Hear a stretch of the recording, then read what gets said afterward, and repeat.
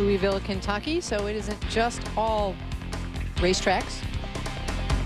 But right now we're in the middle of the semifinal match. Kim Terrell trailing by 1 pin. Carolyn Dorin-Ballard with a strike and a spare while we were away. Kim Terrell just struck in the 6th frame, now up in the 7th. She can take the lead with a strike here. Much better shot on lane 13 from Kim.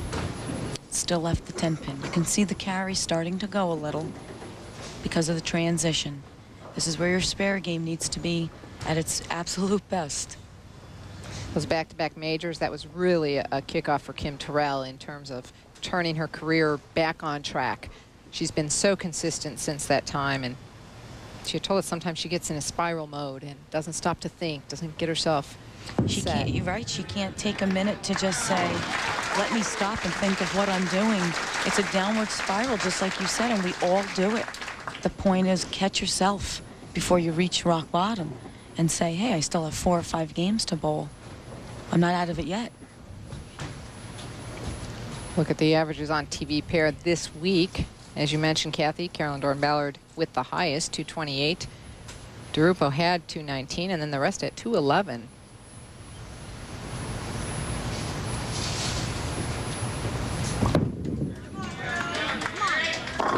That was a great shot off her hand. That was nice. And Anne-Marie Dugan qualified 24th by just 1 pin and was 8 pins out of 5th going into position round. Great performance. And there's Brenda Norman in 8th, the champion from Terre Haute. We have Shanna Ray from Corpus Christi, a constant match playmaker out here. And Cindy Coburn Carroll, one of our veterans. Cindy doing the mom thing and back and forth, bowling a few tournaments here and there. Right now, Carolyn Dorin-Ballard in the lead through 7 by 1 pin. She can take it to 11 with a strike here.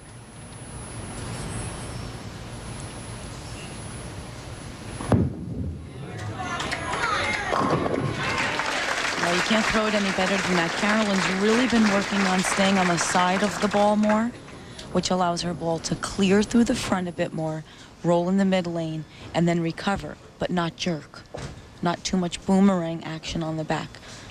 And she's been doing it awesome. I mean, 2 out of the last 3 shows. And she's stressing that that's really the reason for her more consistent ball read. It's actually improved her carry considerably. She said she has more energy left at the back end of the lane. Yes. Kim Terrell still has a bit of energy in her and isn't going to die easily here. Strike in the 8th, keeps this match close, still an 11-pin match. You can see here, Kim, beautiful shot. Gets the ball to the right, but like I said, you have to get it there properly. You just can't throw it. She rolls it to the right, but because her arm swing is long and fluid, her ball never rolls early. So it clears, rolls, and recovers. Use the lane, that's what it's there for. The bowler always feels they have to do so much physically, but the balls are great nowadays with all that technology. So use the lane and let the ball do the work. Kim Terrell now in the 9th frame. Big shot, takes it down to 1 pin. Well, when you knew these two were going to be head-to-head, you knew this was going to be, you know, a Mike Tyson and a Holyfield match. I mean, this isn't going to be a boring, it's going to be a nail-biter down to the end. Carolyn's taking a re-rack, so while she does that, we'll take a look at some of the other finishers. Tennille Grijalva in 16th. She's made 8 of the last 9 cuts. Tish Johnson, the Iron Woman, this was her 228th consecutive national event. Bowled 11 more to tie the PBA record. Harry Sullen's 239. And in 22nd, Jackie Mickiewicz also always makes the cut and cashes, doing the mom thing. And Julie Jackson came out to visit us from North Carolina. Glad to have her back. Always great to see someone who was out here. Big shot here for Carolyn in the 9th frame. Oh my. She re-racked and almost left an 8-10. Well, Jan, you know sometimes the re-racking is the biggest jinx. The kiss of death. It is the kiss of death, but when you're looking at a rack that you don't feel comfortable with, it's better, you know, trust is a must or your game is a bust. So when in doubt, push the button. She knew.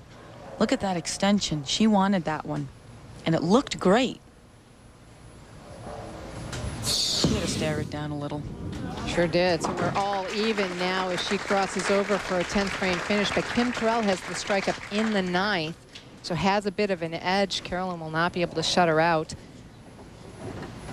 You know, who we didn't see on that list of finishers, Cathy, is Liz Johnson. She actually made the cut. Yes, Liz bowled. She bowled terrific, and unfortunately, she hurt her back and had to withdraw. That's why Laura Lee Daniel went in to finish the tournament in Liz's place, and Tiffany Stambro then became our alternate. Okay. But Liz is fine, to let everyone know. She iced her back, saw a chiropractor, and she's doing a lot better today. Okay, so best possible score here, Carolyn Dorin-Ballard, 227, needs this strike. Big one, because Kim Terrell can shoot 237. Well, no doubt about it, Carolyn wasn't going to get to the pocket. Great extension. Look at how she just keeps the ball on line, whether it's solid in the pocket or light. It's always on line. That's when you know your game is #1 on top, where it's supposed to be. So if Carolyn, she first things first needs this strike. If she strikes out for 227, Terrell will need 2 strikes and 1 pin. So these 2 shots here very important. You can see her hands more on the side of the ball. Stays down on her shots. She's putting it to her. She has to, because Kim is too great of a bowler not to. You'd rather go down swinging.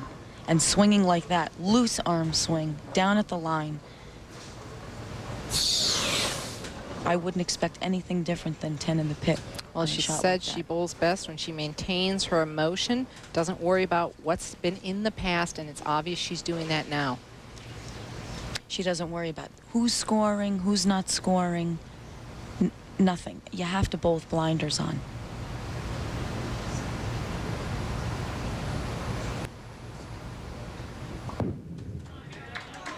Pin count really important. Ooh, and they're still rolling around, but it looks like the 7 pin will stand. So 226. 3 top-of-the-line shots by Carolyn. Another solid shot. Keeps the ball on line. Comes up a little light, but no lighter than the previous. Almost leaves the 7-8, but the 8 falls. So Kim Terrell will need 2 strikes here to win, and then won't have to step back up. A strike and a spare. We could have a tie, Cathy. In case of a tie, we would do what? We would have a 9th and 10th frame roll-off. Can't get any closer than this. No. Must strike.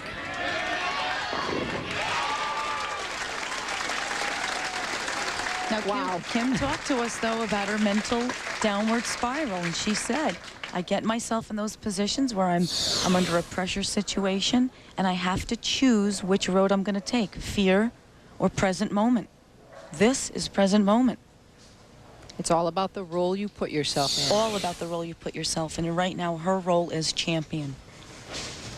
Must Carolyn's strike. was too in the 10th, but it was all up to Kim. Must strike 9. She would have to spare for a tie. Anything less, Carolyn Dorin-Ballard will advance.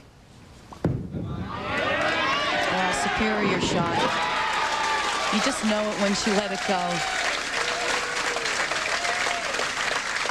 And Kim's not one to go nuts on the lanes.